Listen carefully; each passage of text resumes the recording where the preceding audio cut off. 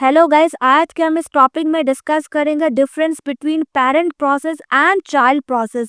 अब जो parent process है और चाइल्ड प्रोसेस है ना, ये ना टर्म्स है जो कि ऑपरेटिंग सिस्टम्स में ना इस्तेमाल की जाती है ताकि जो है ना रिलेशनशिप्स को डिस्क्राइब किया जा सके प्रोसेसेस के बीच में। मतलब कि ये ना दोनों टर्म्स है, पेरेंट प्रोसेस और चाइल्ड प्रोसेस, जो कि ऑपरेटिंग सिस्टम्स में इस्तेमाल की जाती है ताकि ना रिलेशनशिप्स को डिस्कस किया जा सके बिटवीन प्रोसेसेस के दरम्यान में रिलेशनशिप्स को ना डिस्क्राइब किया जा सके। अब पेरेंट प्रोसेस क्या होता है? वो प्रोसेस होता है जो कि एक एन अदर प्रोसेस जो होता है ना उसको क्रिएट कर सकता है। अब क्या होता है, ये ना सिस्टम कॉल्स का इस्तेमाल करता है अगर इसको ना एन अदर प्रोसेस क्रिएट करना हो। किस तरीके से फॉर्क का इस्तेमाल करेगा इन यूनिक्स और लिनक्स में।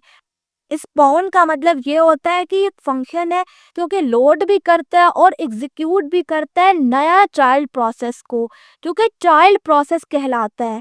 मतलब कि जो पेरेंट प्रोसेस होता है ना, उसके अंदर ये एबिलिटी होती है कि वो एन अदर प्रोसेस को क्रिएट कर सके। अब वो किस तरीके से करेगा, उसको कुछ ना कुछ तो करना पड़ेगा ना। तो ये क्या करता है, ये ना सिस्टम कॉल का इस्तेमाल करता है, जिस तरीके से फॉर्क का इस्तेमाल करेगा यूनिक्स में और लिनक्स में स्पेशली। तो क्या होता है, वहां पे ना स्पॉन हो जाता है। स्पॉन का मतलब ये होता है कि ये ना एक ऐसा फंक्शन है जो कि लोड भी करता है और ना एग्जीक्यूट भी करता है नया चाइल्ड प्रोसेस को।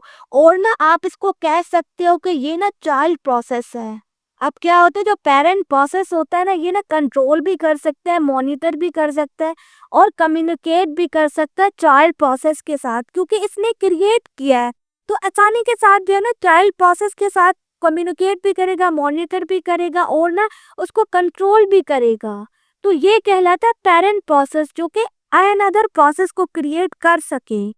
अब चाइल्ड प्रोसेस क्या है? तो चाइल्ड प्रोसेस है ना, वो न्यू प्रोसेस है जो कि पेरेंट प्रोसेस ने ना क्रिएट किया है। अब क्या होता है, इसके ना बहुत सारे जो एट्रीब्यूट्स होते हैं ना, वो ना पेरेंट प्रोसेस से ना इनहेरिट हुए होते हैं। जिस तरीके से ओपन फाइल डिस्क्रिप्शंस हो गया या इन्वायरमेंटल वेरिएबल्स हो गया।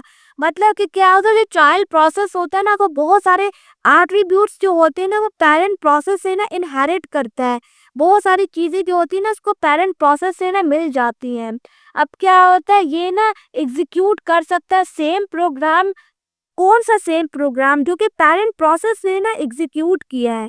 और कम्प्लीटली डिफरेंट प्रोग्राम, मतलब कि ये ना सेम प्रोग्राम भी जो है ना एग्जीक्यूट कर सकता है और ना कम्प्लीटली डिफरेंट प्रोग्राम भी एग्जीक्यूट कर सकता है।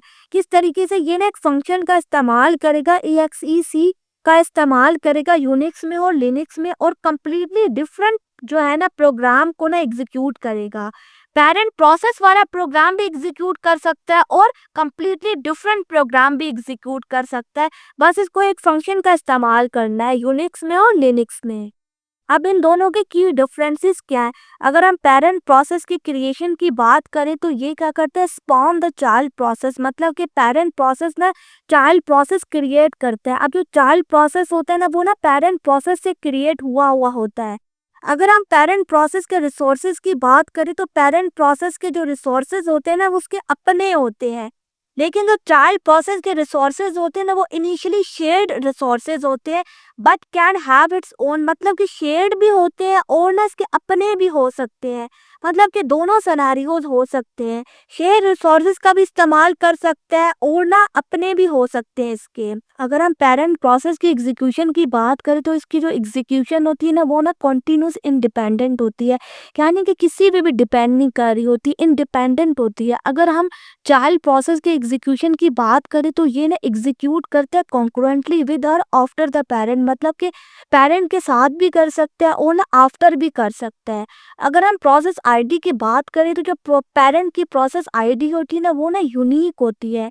लेकिन हम चाइल्ड प्रोसेस की प्रोसेस आईडी की बात करें तो वो ना पेरेंट की PID से ना डिफरेंट होती है।